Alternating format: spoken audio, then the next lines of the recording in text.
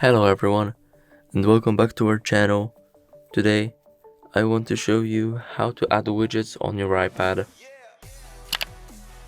First, hold the screen for about 1.5 seconds.